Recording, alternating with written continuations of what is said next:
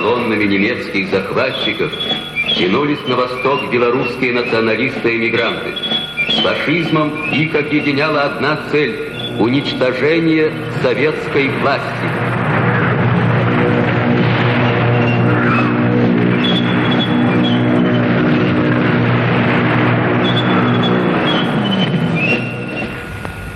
Крест и Маузер стали оружием националистов.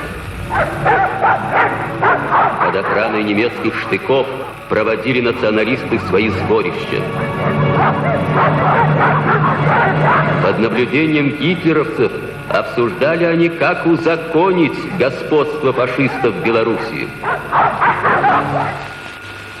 Чтобы отстоять свободу, вся Белоруссия поднялась против фашизма. 370 тысяч партизан стали в строй, а в резерве весь народ. Борьбу возглавили коммунисты. Народ покарал смертью палача Гауляйтера Кубы. Немецкими фашистами при помощи националистов уничтожено в Белоруссии 2 миллиона 200 тысяч человек.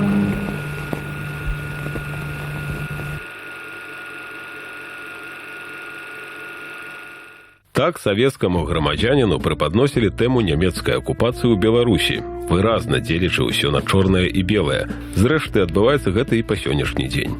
Савецкія гістарычныя штампы моцна ўпіліся ў свядомасць людзей, якія нарадзіліся і былі выхаваны ў былой савецкай імперыі. Аднак і да цяперашняга часу тэма акупацыі 1941-44 гадоў нараджае шмат пытанняў, на якія нельга даць адназначных адказаў.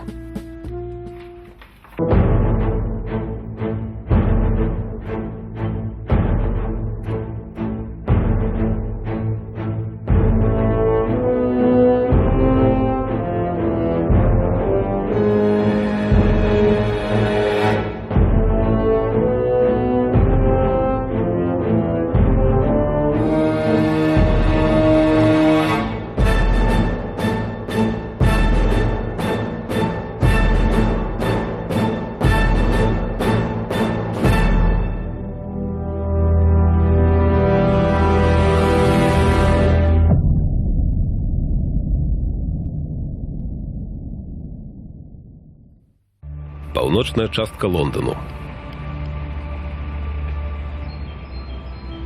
У гэтым будынку ўжо амаль 40 год існуе беларуская бібліятэка імя Францішака Скарыны, якая па сваіх кнігазборах не мае роўных за межамі Беларусі. Тут сабраная сапраўдная гісторыя нашай краіны, складзены яе рознабаковы гістарычны вобраз.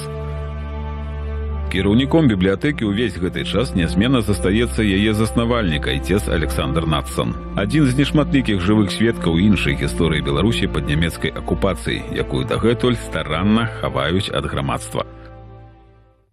Добрый историк никогда не может писать, что это белое и черное. Веришь под шерохом. Все советские працы, особенно ранее было белое и черное. Мы добрые, они дрянные. Так как такое, разумеешь. У историков не может так. Это документы. Были разные речи. Акупацыя Беларусі нямецчынай выглядала падобна да іншых краінаў акупаванай Еўропы. Акупанты імкнуліся паставіць людскі і эканамічны патэнцыял краіны на службу Трэцяму рэйху. Беларусь трапіла пад нямецкую акупацыю не як самастойная дзяржава, а як частка шматнацыянальнай савецкай імперыі. Яна не мела сталых традыцый у незалежнасці. Спроба ў 1918 годзе стварыць Беларускую народную рэспубліку была жорстка падаўленая бальшавікамі. Усё гэта непасрэдна паўплывала на далейшыя падзеі на тэрыторыі краіны. Як і ў Першую сусветную вайну, у Нямецчыны не было адзінага плана наконт гэтых тэрыторыяў.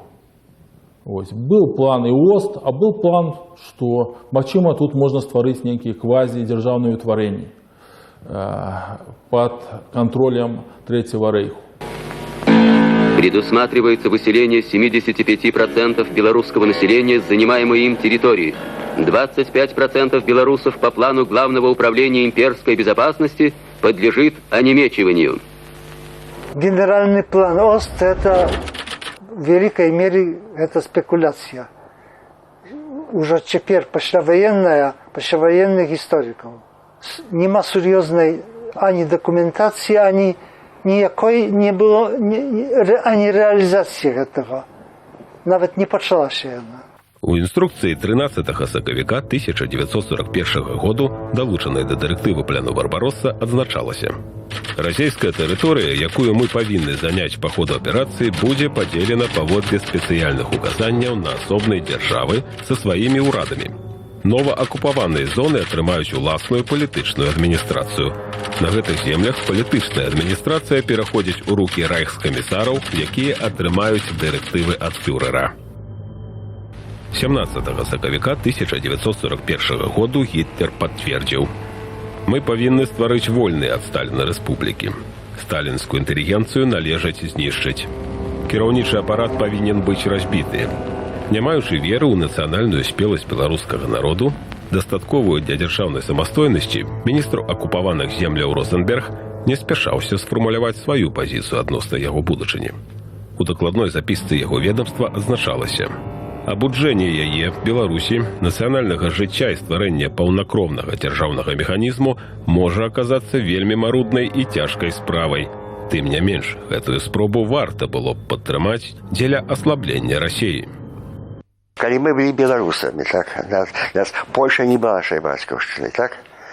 Саветы не была нашай бацькаўшчынай, немцы не былі нашай бацькаўшчынай, так? Яны былі все для нас чужыя, калі прыходзілі. Мы іх жили за чужынцаў.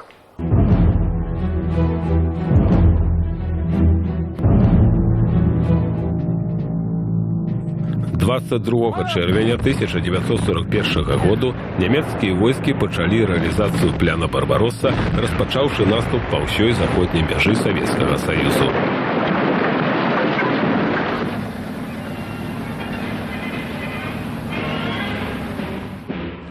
Нямецкія войскі пад камандаваннем фельдмаршала фон Бока, якія ўваходзілі ў склад арміі «Цэнтр», за першы тыдзень вайны занялі Горадню, Берасце, Баранавічы, Маладэчна, Слуцак, Менск, Бабруйск, практычна ўсю заходнюю і цэнтральную Беларусь. Ужо праз тыдзень пасля пачатку наступу на СССР жаўнеры вермахту пазавалі за трыбунай дому ўраду ва акупаваным Менску. А ўжо праз 2 месяцы занялі і рэшту Беларусі.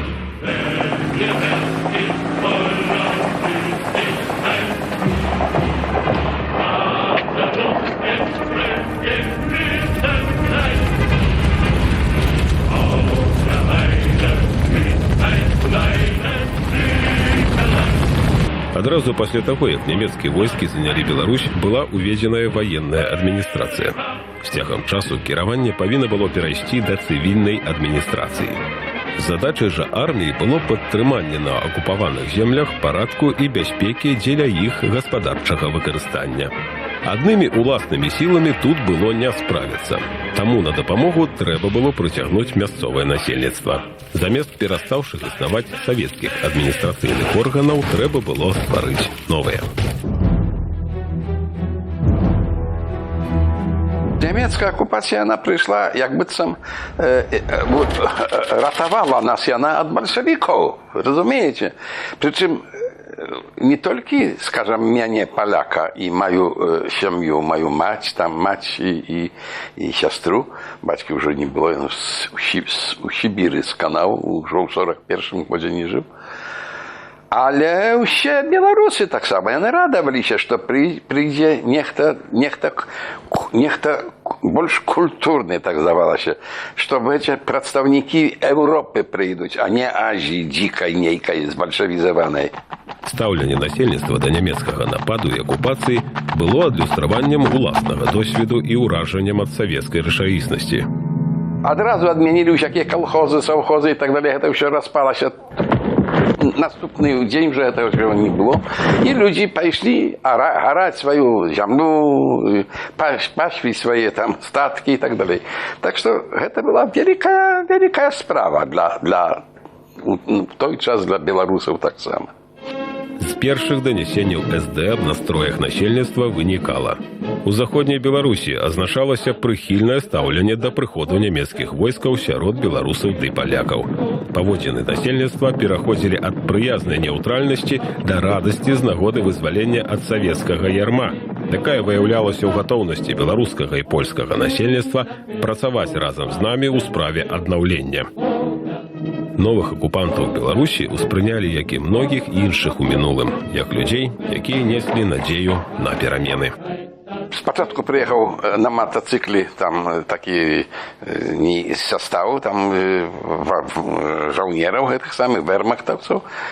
И они, для этого было заказ рукавы, еще это вельми пригожа, такие мужские такие, вельми такие были, давалось. Не там, не это такая ненза и на веровках карабины старые некие и так далее. Не, это уже приехали соправдные жаунеры.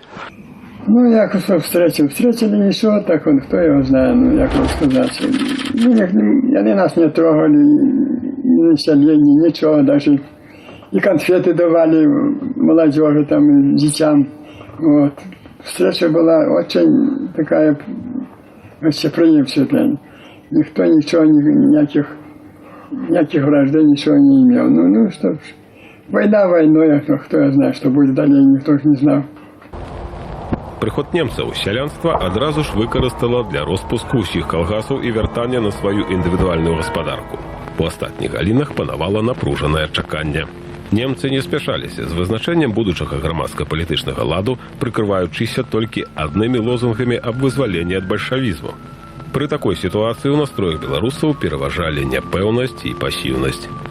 Інакш было з польскім насельніцтвам, якое досыць актыўна прыняло ўдзел у стварэнні адміністрацыі і паліцыі, у выніку чаго апанавала большасць кіраўнічых пасадаў пры немцах у гарадскіх раёнах управах заходняй Беларусі. На ўсходзе Беларусі, так як і на захадзе, паводле нямецкіх рапартаў, мясцовае насельніцтва займала пазіцыю чакання або ставілася да немцаў прыязна, адмаўляючы бальшавізм. Таму і ва ўсходняй частцы Беларусі стаўленне жыхароў да нямецкай акупацыі было цесна звязана з надзеяй на ліквідацыю калгаснай сістэмы. Я сам бачыў, як жанчыны клянкали на ходнику и молились: Боже, сошли войну, потребовали некой измены. Але, разумеется, это не было, никто не было некое, не выражало никаких пронемецких тенденций. Это могли быть и китайцы, и іншие французы. Важно, как та советская rzeczywistość już skończyła się. Аднак паўсюль і на ўсходзе, і на захадзе Беларусі немцы прыпісвалі пасіўнасць і безініцыятыўнасць беларусаў. Немцы тлумачылі гэта слабой нацыянальнай свядомасцю. У немалай ступені яны мелі рацыю. У тутэйшай рэчаіснасці глыбокі след пакінула барацьба з так званай нацдэмаўшчынай у 30-х гадах, якая абярнулася велізарнымі стратамі для беларускай культуры, выцясненнем ужытку беларускай мовы і ўзмоцненай русіфікацыі ўсходняй часткі краіны. Ужо на пачатку жніўня 41-го года немцы паведамлялі, што на ўсход ад Менску народ не хоча займаць аніякіх пасадаў, баючыся вяртання савецкіх уладаў або начной помсты партызанаў. Таму ў некаторых мясцовасцях ваеннай улады вярталі на пасады былых савецкіх службоўцаў, прытым нават камуністаў, якія з тых ці іншых прычынаў засталіся ў Беларусі. Быў абвешчаны прызыў у дапаможную паліцыю. У яе шэрагах апынулася, між іншым, нямала ваеннапалонных і савецкіх міліцыянтаў. Новыя улады высока ацэньвалі іх прафесійнасць і досвед. Як каманда называлася, так? Охотничий отряд был. Вот, организованные эти самые. Командиры все были белорусы, были всех национальностей, были и татары, и монголы, ну там всякие национальности, какие были в Советском Союзе, пленных много было у нас. А в основном все местные жители. Молодые хлопцы были все такие, как я, даже и старшие были, которые, может, сами добровольные, я же не знаю ничего. Першым, хто праявіў нацыянальную актыўнасць, былі беларускія эмігранты. Треба сказать, что антисоветская белорусская иммиграция и осяродок Виленщины все чекали войны. Войны поміж Німеччиною и Советским Союзом. И сподівалися, что будет та ж ситуація, яка склалася і у Першу сусвітну війну. Прийшовши сюди кайзерские войски, дозволили белорусские школы, дозволили белорусские громадские организации. Ось. И будем казаць, что такие спадзяванні были и у гэтым пакаленні беларускіх антысавецкіх арганізацый. Адной з такіх груповак кіраваў Мікалай Шчорс. Яны разлічвалі на стварэнне ў Менску часовага беларускага ўраду, дзеля чаго арыентаваліся на вайсковыя колы Абвер і СД. Але тут іх спаткала расчараванне.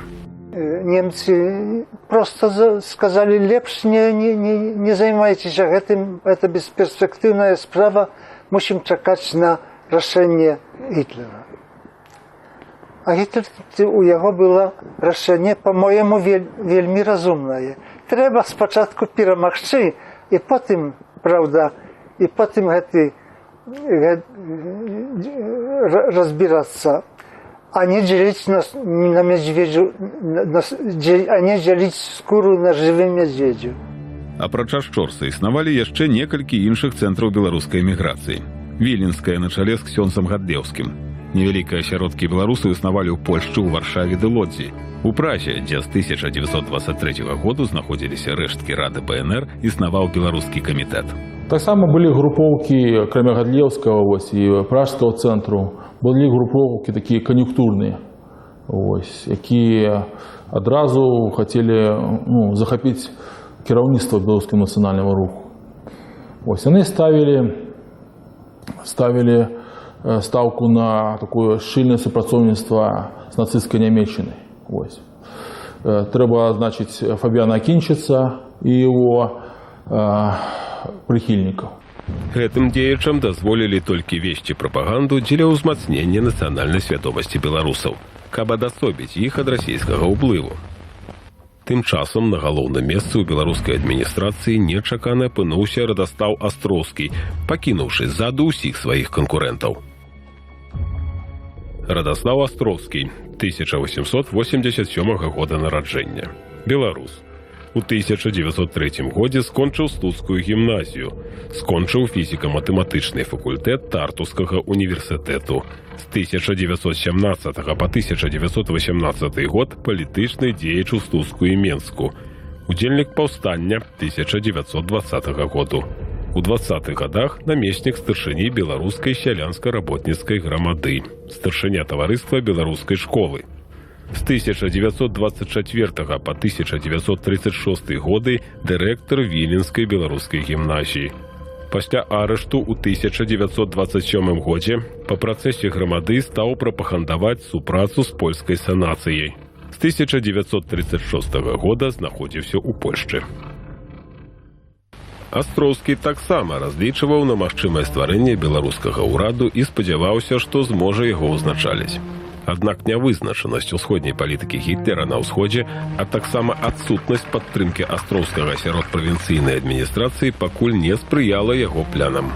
Таму Астроўскі пачаў гуртаваць вакол сябе беларускую інтэлігенцыю.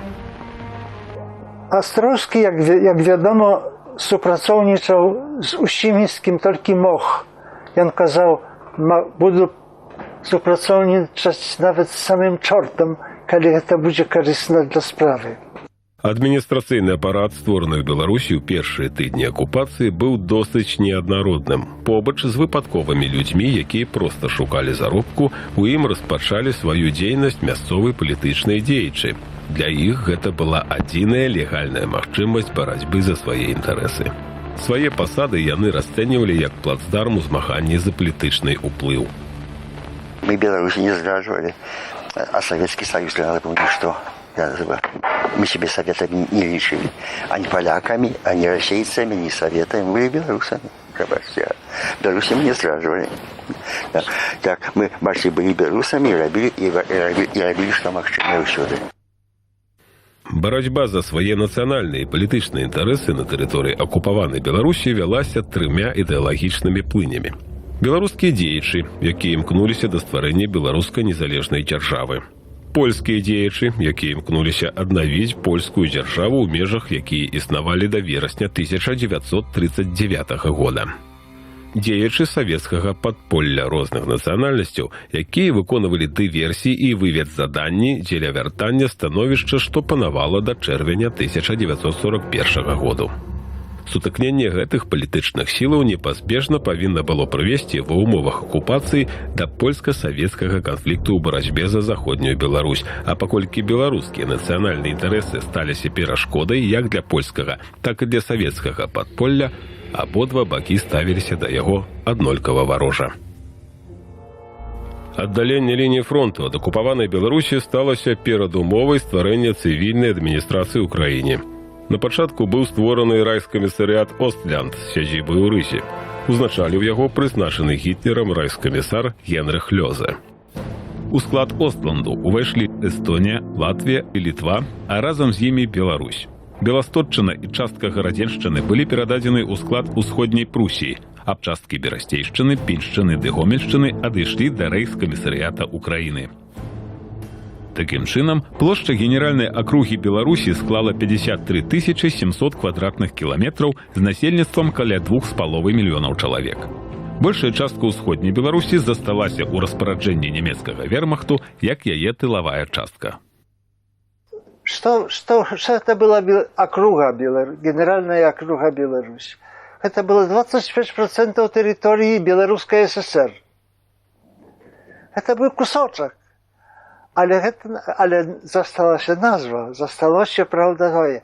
Это было, нешта, правда, кожен стыкаўся з гэтым, кожен тое бачыў, адчуваў Беларусь, Беларусь, Беларусь.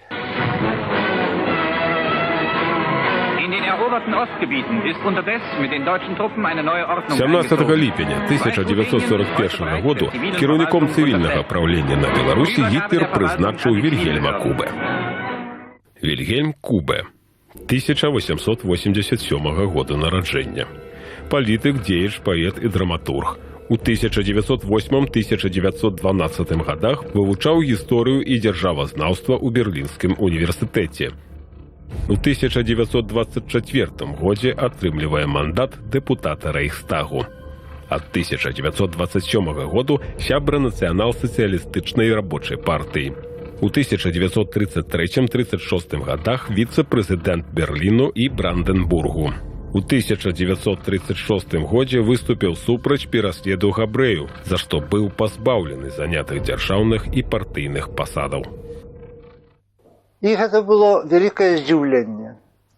Гэта было здзіўленне выходзіла з таго, што не было ніякіх прычын, важных прычын для яго такой номінацыі, такога прызначэння.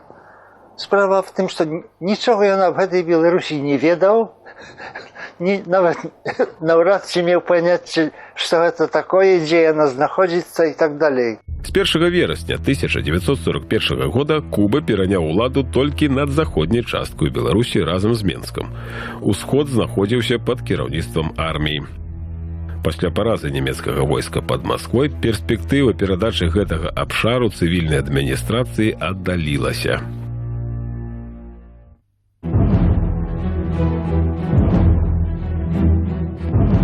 Куба адразу, стаўшы гаўляйтарам, адразу зрабіў стаўку на беларускі нацыяналізм. Двухгадовая дзейнасць Кубы ў Беларусі была скіраваная ў адным напрамку – да здабыцця сімпатыі ў насельніцтва шляхам пэўных саступак у галіне культуры і палітыкі, а таксама ўпарадкавання эканомікі. Гэты курс на паразуменне з грамадствам быў вынікам яго асабістага пераканання. У адрозненні ад Эриха Коха, які збіраўся в Украіне кіраваць з дапамогаю махоркі, гарэлкі ды нагайкі, Куба ўзяў кірунак на развіццё культуры. Першым яго таким істотным, важным крокам было арганізацыя школьніцтва. І сапраўды в той час, на пачатку тых школ паўстало даволі много ў генеральнай акрузе Беларусі. По-рознаму ацэньваецца гэта ад 3000 до 3500. Абавязковае школьнае навучанне уводзілася для ўсіх дзяцей ва ўзросце ад 7 до 14 год. З 1 кастрычніка 1941 года адчыняліся пачатковыя школы з беларускамоўным навучаннем. Быў загад каб ва ўсіх школах толькі выкладаць, немцы загадалі, каб толькі выкладаць беларускую мову і весці ўсё на беларускай мове. Школьная праграма складалася з роднай мовы, прыродазнаўства, батаніка і заалогія, арытметыкі, геаграфіі, спеваў, рукадзелля і гімнастыкі. Але што адносна літаратуры, адносна мовы, адносна гісторыі, яны нам вельмі многа памаглі. Я этого ніколі не забуду. Бо я ніколі не чуў, напрыклад, што такое Великае княства Літоўскае, я ніколі не чуў аб розных гістарычных падзеях, а яны дазвалялі, это фактычна не немцы дазвалялі, немцы дазвалялі нашим настаўнікам. Хоць галоўны акцэнт ставіўся на выхаванне моладзі ў духу гітлераўскай новай Еўропы, задачаю школу было развіццё беларускай культуры, выхавання і асветы. Засвойваць гэта павінна была і моладзь нацыянальных меншасцяў, палякаў і расейцаў. Нямецкая акупацыя дала мне нямецкую мову і беларускую мову. Беларускую мову. Это самае галоўнае. У студзені 1942 года пачало выходзіць перыядычнае выданне «Беларуская школа» для вучняў і настаўнікаў. Яно мела замяніць часткова савецкія падручнікі. Ну что ж, подручников не было, разумеете. Так это мелись користаться наставники из этого всего. Самый первый номер у нас есть тут. Да. Шмат цікавого матеріалу, безумовно, так. Але ёсць таксама і прапаганды, інакш было немагчыма.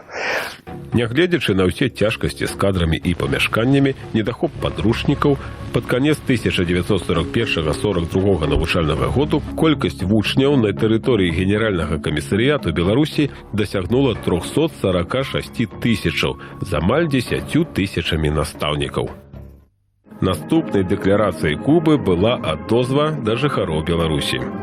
Беларусы, першы раз у вашай гісторыі перамога нямецчыны дае вам магчымасць забеспячэння вашаму народу свабоднага развіцця і светлай будучыні без расейска-азіяцка-бальшавіцкага уціску і чужа-нацыянальнага панавання. Я спадзяюся, што кожны з вас зразумее, што яго інтарэсы сцісла звязаныя з інтарэсамі нямецчыны і што вы будзеце вернымі паслядоўцамі і памочнікамі нямецкага кіраўніцтва. Тым не менш, запэўненні Кубы рэзка адрозніваліся ад рэчаіснасці. Незалежныя ад яго ўлады часткі вермахту і СС чынілі забойствы, рабункі і бессэнсоўныя разбурэнні. Гэта перакрэсліла ўсе перспектывы здабыцця сімпатыяў сярод мірнага насельніцтва. Неаднаразова Куба дасылаў лісты і рапарты да Лёзы і Розенберга, у якіх выказваў пратэст супраць барбарскіх паводзінаў нямецкага войска, СС і паліцыі. У справаздачы, якая датычылася масавай расправы над габрэямі ў Слуцку, 30 кастрычніка 1941 году Куба выказаў свой пратэст. Такімі метадамі нельга утрымаць на Беларусі спакой і парадак.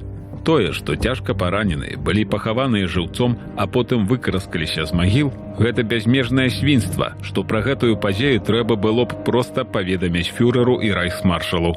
Цывільнае кіраўніцтва на Беларусі прыкладае велізарныя намаганні, каб згодна з указаннямі фюрэра і міністра райху здабыць сімпатыі ў мясцовага насельніцтва.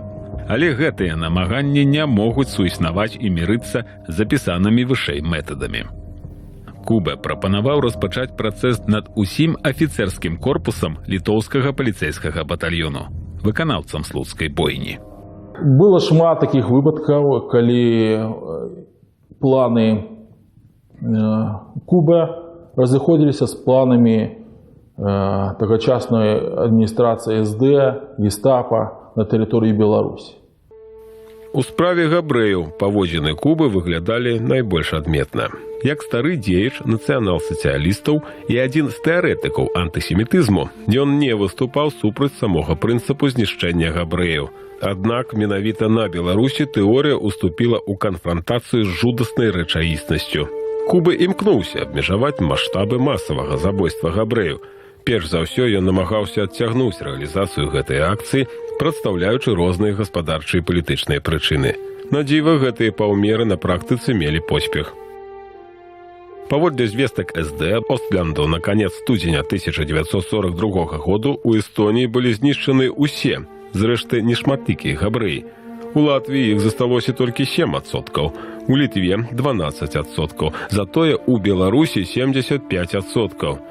Тактыка Кубы дазволіла дзесяткам тысячаў габрэяў уцячы ў лясы, дала ім шанец для захавання жыцця. Куба był niezadowolony tymi metodami wyniszczenia żydowskiego nasielnictwa i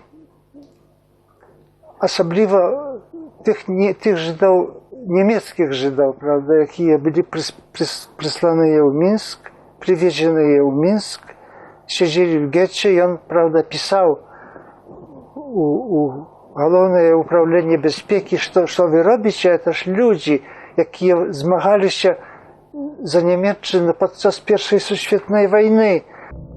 Пазіцыя Кубы ў гэтых пытаннях супярэчыла планам шэфа СС Генріха Гіммлера, які рэагаваў на гэта досыць востра. Так, напрыклад, у справе рабункаў і знішчэння твораў мастацтваў эсэсаўцамі, у чым вінаваціў Кубы Гіммлера, загучаў суровы адказ. З боку спадара Кубы я раз і назаўсёды прашу вызваліць мяне ад падобнага нахабства. У дадатак у вачах Гіммлера СС і вермахту Кубы набываў славу прыяцеля габрэяў, у выніку чаго ўжо пад канец 1941 года абазначылася значная варожасць паміж Кубы і Гіммлерам з яго магутным ведомствам. Куба был реальный политик. Он марил так само быть неким прокуратором Беларуси. Куба прокуратор, Ермаченко кіраўнік ураду. Паколькі наяўных пярэчанняў з боку Розенберга не было, стварэнне цэнтральнай адміністрацыі як дапаможнага органа ў Беларусі было цалкам магчымым. Неўзабаве ў Менск прыбыў Іван Ермаченко, прызначаны Розенбергам кіраўніком беларускай народнай самапомачы БНС. Іван Ермаченко, 1894 года нараджэння, беларус. Скончыў гімназію ў Маскве. Падчас Першай сусветнай вайны афіцэрскую школу. Служыў у расійскай арміі, пад канец вайны меў ранг палкоўніка. У 1920 годзе эвакуяваўся ў Канстантынополь, дзе з заручэння ўраду БНР выконваў функцыю генеральнага консула на Балканах. З 1922 года жыве ў Празе. Тут атрымоўвае медыцынскую адукацыю, займаецца палітычнай дзейнасцю сярод беларускай эміграцыі. З 1938 года ініцыятар беларуска-нямецкага супрацоўніцтва. На палітычнай сцэне сутыкнулася амбіцыёзнасць двух беларускіх дзеячаў – Астроўскага і Ермачэнкі, кожны з якіх прэтэндаваў на ролю беларускага правадыра. Перавагу ў барацьбе атрымаў Ермачэнка. Ермаченко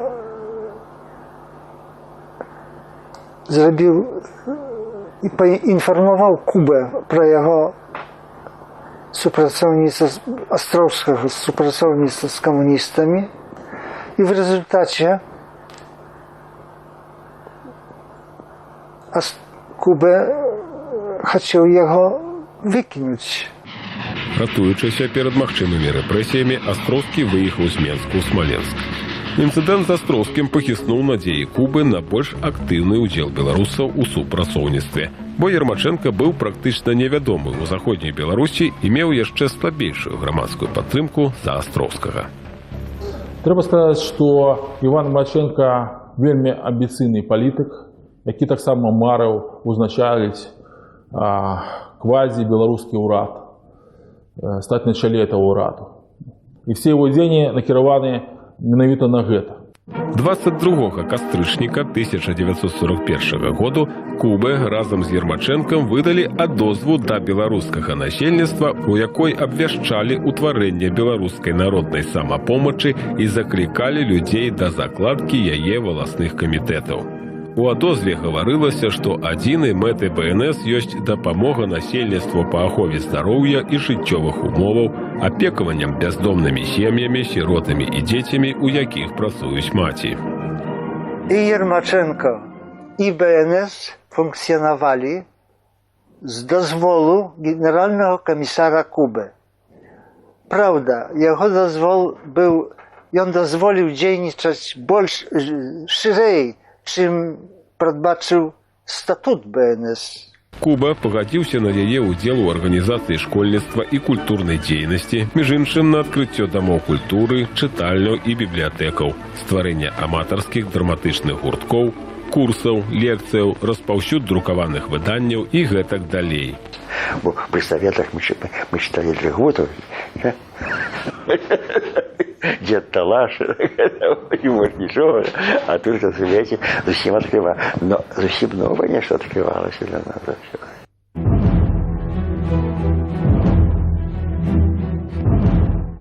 Генеральная акруга Беларусі, сцвярджаў Куба, павінна не толькі выконваць адміністрацыйныя заданні, прадыктаваныя ваеннай неабходнасцю, ёй наканавана стаць айчынай для беларускай нацыі. Таму беларуская нацыя ў пэўнай ступені дзяржаўная нацыя. Не выпадкова, што праз год шэф СД ў Менску Эдуард Штраух абвінаваціў Куба ў тым, што ён свядома падтрымліваў курс на стварэнне беларускай дзяржавы на чале з Ермачэнка як прэм'ерам. Адзначил одразу, что белорусский национальный рух и в той час еще не набыл такой критичной массы, коли мы можем сказать, что амбиции особных дзейшоў не могут уплывать на агульную политику национального центра. На жаль, это был малоликий актив, и кожный лишил себя генерала без войск. Апрача групаў, якія свядома рабілі стаўку на супрацоўніцтва з немцамі, заслугоўвае ўвагі незалежніцкая дзейнасць Вацлава Івановскага і Янкі Станкевіча. Вацлав Івановскі, 1880 года нараджэння. Беларускі грамадскі і палітычны дзеяч. У 1904 годзе скончыў Петербургскі тэхналагічны інстытут, заснавальнік беларускай рэвалюцыйнай партыі. У 1904-1905 годах член ЦК Беларускай сацыялістычнай грамады. У 1918 годзе міністр асветы ва ўрадзе БНР. У 1922-35 годах займаў пасаду прафесара Варшаўскага політэхнічнага інстытута. З восені 1939 году выкладчык Віленскага універсітэта. У весну 1940 году разам з палітыкам, мовазнаўцам і гісторыкам Янкам Станкевічам пачаў распрацоўваць план дзеянняў на выпадак вайны з СССР. Просто liczyli na to, że podczas niemieckiej okupacji dozwolić im organizować zbrojne siły i opanować administrację u Białorusi. Аднак нямецкія ўлады выразна не мелі палітычнага даверу да Вацлава Івановскага. Насцярожанасць нямецкіх уладаў узмацняла непрыязнасць, якую выказывалі ў адносінах да Івановскага і іншыя беларускія групы, што змагаліся за ўладу. Яны бачылі ў ім апошняга жывога пачынальніка адраджэння і менавіта таму будучага небяспечнага канкурэнта. Ішла барацьба за кіраўніцтва нацыянальным рухам.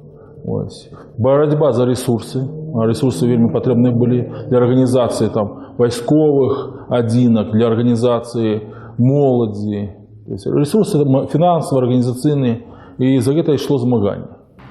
Тым часам стаўленне мясцовага насельніцтва да нямецкіх акупантаў станавілася штораз горшае.